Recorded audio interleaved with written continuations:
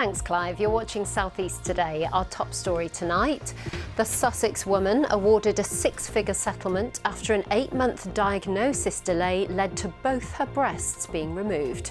We're live with the latest. The family left utterly devastated after their home was destroyed by fire, leaving them homeless just before Christmas. It's just, everything you've ever owned is just gone. Even like their baby boxes, I kept everything, that's all gone. Looking forward with captured memories, the Sussex photographer to the stars exhibiting again after a stroke. And the Beast is back. Oh no, he isn't. He's the baddie in Jack and the Beanstalk. We talk to the Chase's Mark Labbott about his new panto role.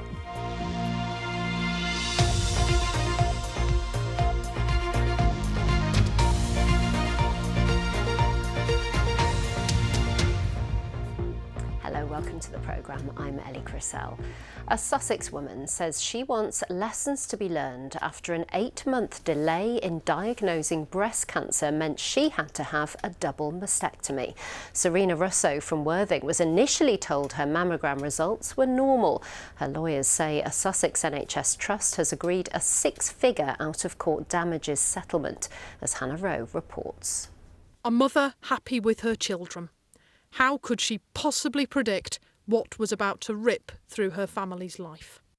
I remember asking him, but everything is okay? You sure everything is fine? Serena went to have a lump in her breast checked by doctors back in 2019. I go home after, I think so, a couple of weeks. I received a letter, said everything was okay. And I trust. If I'm honest with you, I trust. It was three doctors, said everything is fine. Silly me, I trust. I said, okay. And 8 months later, I touched myself and I found that the little lump was a little bit bigger. It came out, it was cancer. It was only Serena's perseverance and her experience of losing her own mum to breast cancer that made her push for treatment. The whole process has been a huge toll on this family. It was through lockdown. The first operation, they allowed me to stay there, but the second, the third, the fourth and the fifth, I wasn't able to stay with Serena. So I waited in a car park for about 25 hours or 2 days or so. And it was grim. It was grim because I wasn't, for the first time we weren't together, and she was facing this basically on her own, and so was I. In a statement, the Trust extended its sincere apologies to Serena and her family. They say they remain committed to improving services for patients and that they're increasing investment in staff and new technologies to enable faster diagnoses. The key finding was that the mammogram had been misinterpreted, which meant that there was something, an abnormality on the mammogram, which should have been further investigated, and it wasn't further investigated. That meant there was an 8-month delay in diagnosis. That meant that the treatment was more extensive and longer lasting than it should otherwise have been. Now we've finally got you back. Yes. And remember But she says it's vital. People of all ages must get tested and trust their instincts if they feel something is wrong. For me, it was feeling treated as a silly person, when in reality I was not. But I know a lot of women maybe is a little bit more reserved, doesn't want to go to the hospital or check the private part or show the breast. But it's so important because I am today here, but many women maybe is not here. For Serena, she can finally rest and enjoy some well-earned quality time with her family. Well, Hannah is in Sussex for us tonight, where that health trust is based. Hello, Hannah. How common is this for people with breast cancer? How often does this happen? Well, breast cancer is the most common cancer in the UK. And as recently as 2019, the Lancet Medical Journal ran a study that showed underdiagnosis is the most challenging problem with dealing with this cancer. Now, Serena says that everyone should go for their mammograms, but also remember you are entitled to a second opinion if you still feel that something is wrong and everything comes back as normal initially. For Serena, It's a really exciting anniversary coming up, 5 years very soon, and her cancer will be officially marked as in remission, so that 5-year date will pass and she'll get the all clear from doctors. Her little girl said she used to cry every night when Mummy was in hospital, so looking forward to a family Christmas together now to just relax. Hannah, thank you. A Kent family says they've been left utterly devastated after their home and belongings, including Christmas presents, were left in ruins by a fire. Charlotte Brown and her 5 children have been left homeless after the blaze at their bungalow on Sunday morning. Chrissy Reedy reports. It took just minutes for the fire to sweep through the house on Sunday morning, leaving Charlotte, a mum of 5, now homeless 2 weeks before Christmas. I keep saying that obviously it hasn't hit me or anything like that, and people always keep saying that everything's replaceable, like all the kids and that are there with you. That's the main thing, but it's just, you know, everything you've ever owned is just gone. Even like their baby boxes, I kept everything, that's all gone. The family had rented the house for the past 3 years. It just smelled like burning paper, and obviously, yeah, with the stuff, the electrics tripping, I just knew straight away that something was wrong. I tried to get the kids out of the house as quick as I could. The kids were all stood on the roadside in their pyjamas. They didn't even have a pair of shoes on their feet. And then, yeah, we just watched everything we had go. Today, donations started arriving. A few of those. You've also got a duvet set here. Emily learnt about the family situation on Facebook. She then put out an appeal. We've got things like these, so food flasks, there's some lunch boxes, Christmas socks, there's clothes in here, a coat in here. I also brought some selection boxes because it's Christmas. You can't have Christmas without chocolate. With nowhere to live, Charlotte and her 2 younger children are staying at her mum's house, while the 3 older children are at their uncle's. She's so strong. And it's just the thought of having them all separated, 3 in one house and 2 here. And it's just overwhelming that I can't just click my fingers or magic wand, just doesn't happen. This was Charlotte's home dress for the festivities last year. You know, the kids always said the only thing that they keep saying to me is, we don't care, because I asked what they wanted for Christmas. I says, just even if it's just a couple of things. And they says, we don't want anything for Christmas, we just all want to be together. The family may be homeless this Christmas, but Charlotte says she knows they've been lucky. Chrissy Reedy, BBC South East Today, Margate. A mother whose baby died 48 hours after being born at a Sussex hospital says she's exhausted by fighting for change after meeting the Health Secretary earlier today. Katie Fowler and her husband Rob were among a small group of parents, including some from East Kent, invited to meet the Minister in London to discuss their concerns about maternity services in both Kent and Sussex. Our health correspondent Mark Norman met them straight after that meeting. Parents in East Kent fought for recognition of problems in their local maternity departments. That led to the Kirkup inquiry that found at least 45 babies might have survived with better care at East Kent hospitals. Parents in Sussex have now been arguing for a national inquiry into maternity services to include Brighton and Worthing. Today, a small group of parents from both were invited to meet the Health Secretary, Wes Streeting, in his offices in London, and I spoke to them immediately after that meeting. Maternity was one of his absolute top concerns in terms of safety within the NHS. He said that he really wants to listen to families, that he really wants to create change and action, and he clearly wants to do that with some energy. I hope it'll happen. Yes, it certainly came across that he was interested in what was going on in Sussex and really recognised that there was potentially cause to have an independent investigation in the future. Katie and Rob's daughter Abigail was born 3 years ago via caesarean in a hospital reception area. Baby Abigail died a few days later. A report found Katie should have been invited for an assessment after she made 3 phone calls to the maternity department in Brighton. I know that I'm exhausted after it will be Abigail's 3rd birthday in January. It's not been long and I'm exhausted from from fighting for change. So I think that point was made to him very clearly, that it can't be down to bereaved parents, and he seemed to recognise that, and he said it was the responsibility of government and the NHS to fix the problems in maternity care. For national organisations trying to improve our maternity services, systemic change is long overdue. We have to start acting. No more, blame culture, no more hiding from the facts, no more not acting. We have to act now.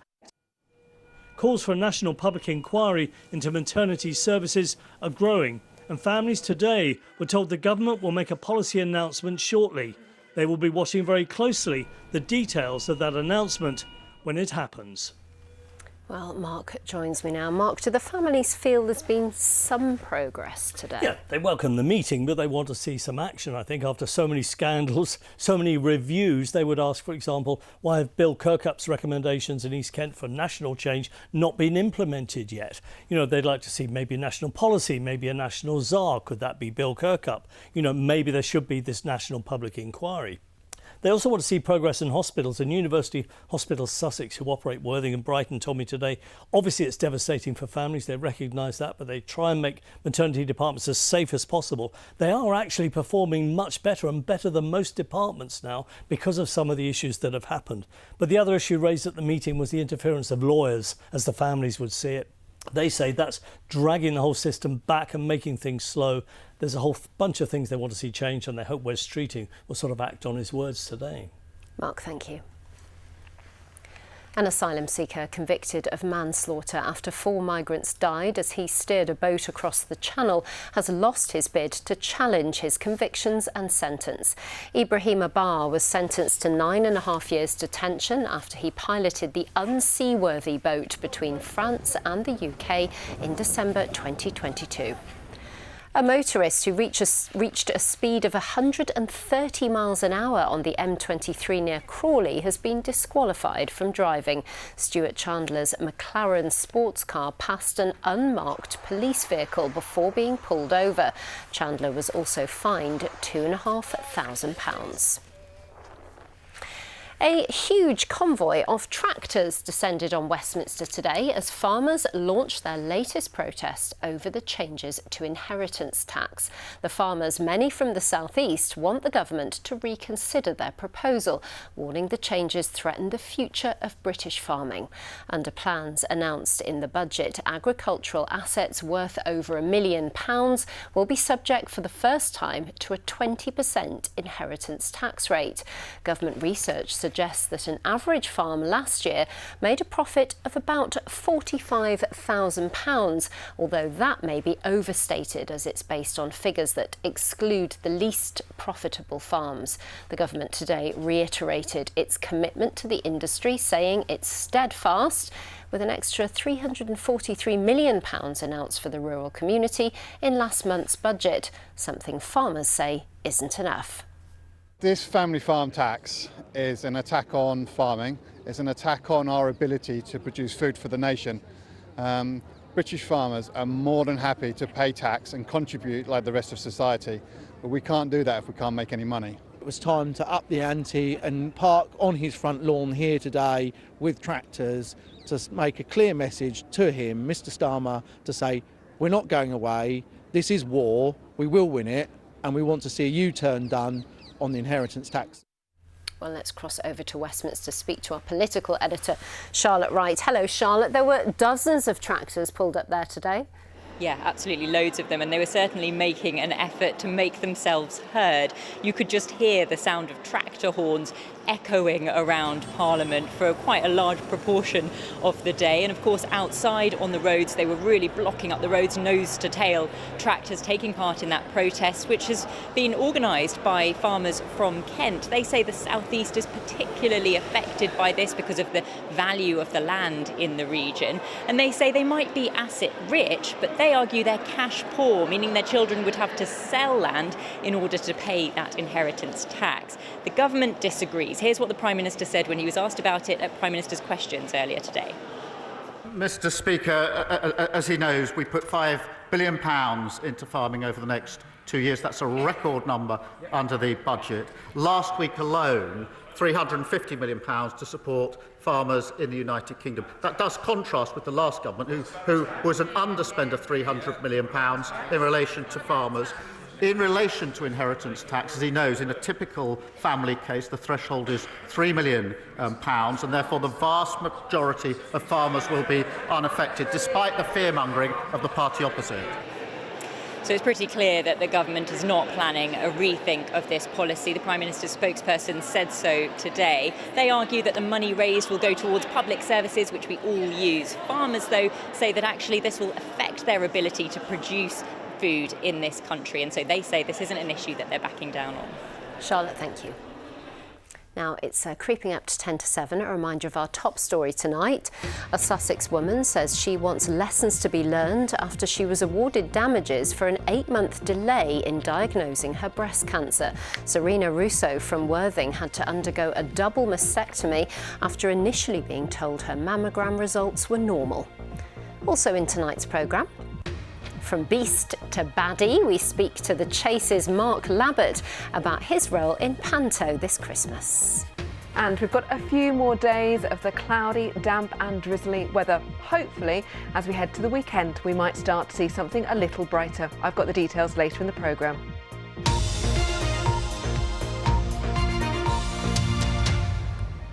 A year after the shock closure of Pontins Holiday Park, businesses in Camber Sands say they're hundreds of thousands of pounds worse off.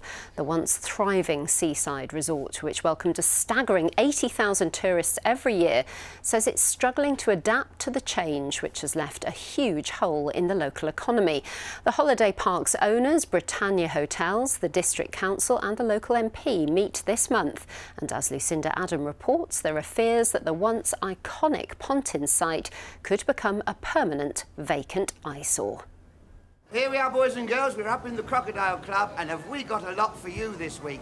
We've got shows, we've got the talent competition, we've got puppet pantomime, so join in! Cowabunga, kids! Pontins' brand of low-cost family fun near the beach at Camber Sands drew tens of thousands of people here every year. Now businesses nearby are struggling without that tourist trade. Yes, almost 200,000-300,000 pounds is down. What we took the year before, and there's no big difference. If you don't believe it, but go to shop queues all the way around. That's what makes shop bigger and more varieties in. But last year, hardly get a few customers, Business leaders tell me the village's pubs, restaurants and cafes are worried about what will happen here. I think the fears are that it will just sit and crumble for years to come, and that will be a really big problem. And I think best case scenario is some kind of replacement holiday destination, whether that's a family resort or something more upscale, I think remains to be determined. Now that this holiday park has been closed for a whole season, the effects locally are beginning to show. This supermarket shut its doors just 2 months ago. But what everybody here wants to know now is what the future holds for this site. Rother District Council owns the site, but says the long lease granted in the 1960s gives them limited powers to intervene. The lease is quite old.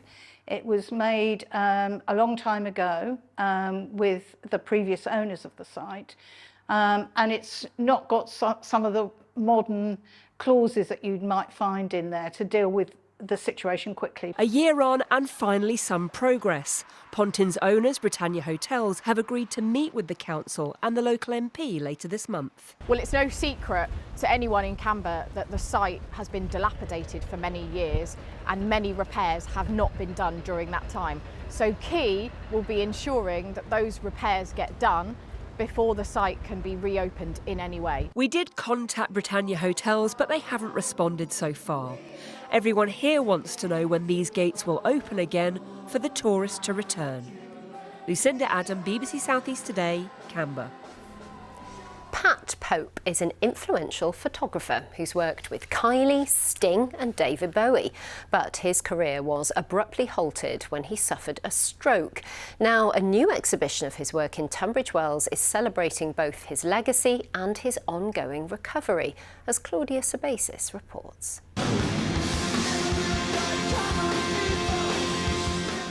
The 90s, Britpop and the height of Cool Britannia. Pat Pope, fresh out of college, got his first booking as a photographer. Radiohead. Yeah, wow, wow. But a stroke 6 years ago robbed him of his career. Pat was working in the 90s when it wasn't digital, and he had a real empathy, and it shines through his photos, and he managed to capture something of their soul. Pat still struggles to speak, but this exhibition is called The Art of Reinvention, and that's what he's determined to do: curate his work and share his portfolio. Who've we got here? Oh gosh, the Gallaghers. Yeah. I first met Pat back in 2009. Q magazine had featured 3 of his pictures in a roll call of 100 great rock and roll photos. He captured the rise of iconic bands like Oasis, Pulp and Suede.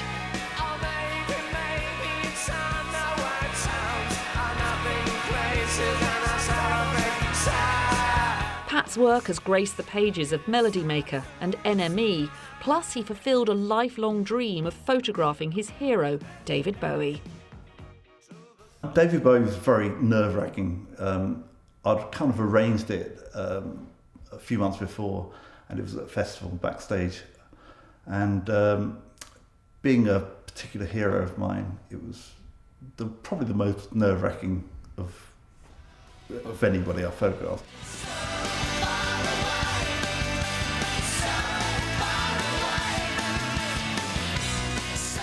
Pat's career spanned more than 2 decades, and this show is being sponsored by a local stroke charity. Pat has still got so much talent, there's still so much that he can do, so this exhibition is the first step in him being able to share his artistic vision.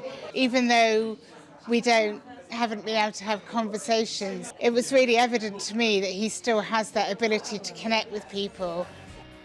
Pat Pope says he now feels strong enough to create a new version of himself post-stroke. His photos reveal his ongoing passion for music and his artistic eye. They're on display in the Pantiles Bar and Cafe until the 12th of January. Claudia Sabasis, BBC South East Today, Tunbridge Wells. Next to Panto, and not Beauty and the Beast, but Jack and the Beanstalk, starring the Beast. Mark Lavett has become a regular fixture on our TV screens, thanks of course to his role on the hit game show The Chase, and he's now morphing his quiz talents into stage presence, playing the baddie at the Woodville Theatre in Gravesend. Oliver Whitfield-Miocic has been to meet him. Don't you worry about it, Master. An anti-hero on stage as well as on screen. Mark Lavett, better known as the Beast on ITV's The Chase, says he wouldn't have it any other way. I love being the villain. You have all the fun. I have wrestling friends who are the heels, as they call it, bad guys, and they will say, we have far more fun with our career than the good guys, the baby faces.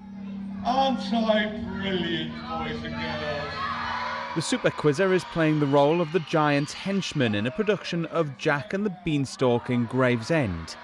Crookback is traditionally the villain in Jack and the Beanstalk, rather than try and find a very, very tall actor to actually be the giant, although, ironically enough, they picked me.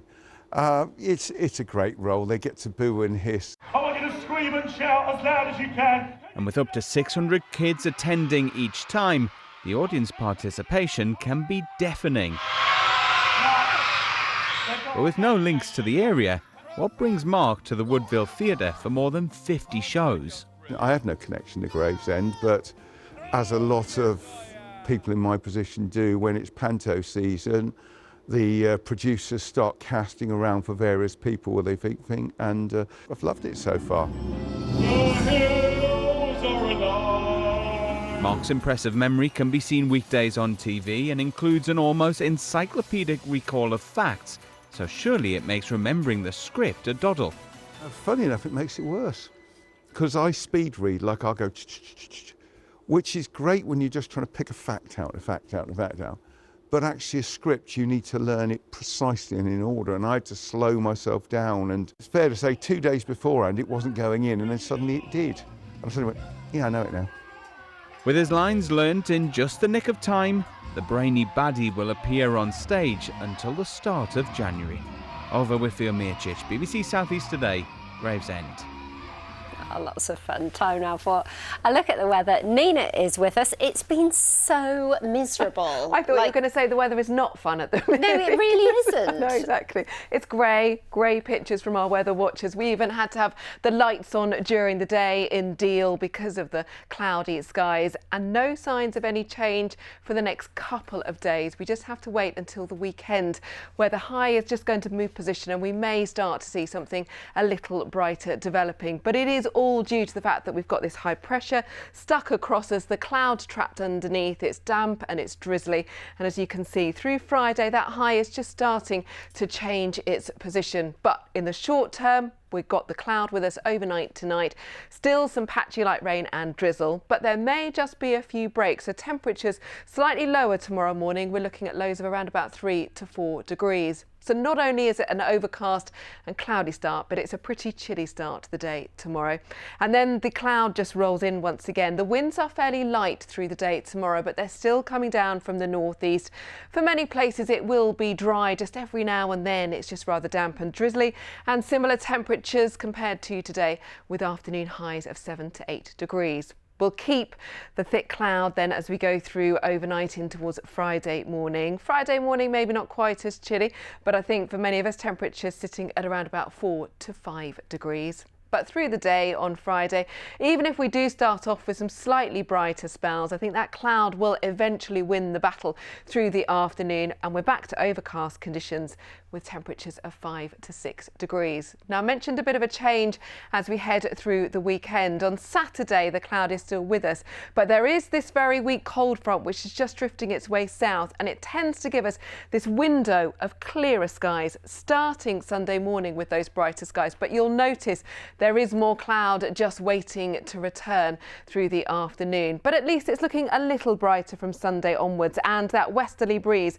is starting to bring some milder air as well. But for now, I'm afraid no change. It's going to be cloudy, rather damp and drizzly, and a little on the chilly side. I never thought 10 degrees could feel balmy, but we're waiting for Monday. Thank you very much, Nina. That is it from all of us for the moment. I am, though, back with your late news update at 10:30. Bye-bye for now.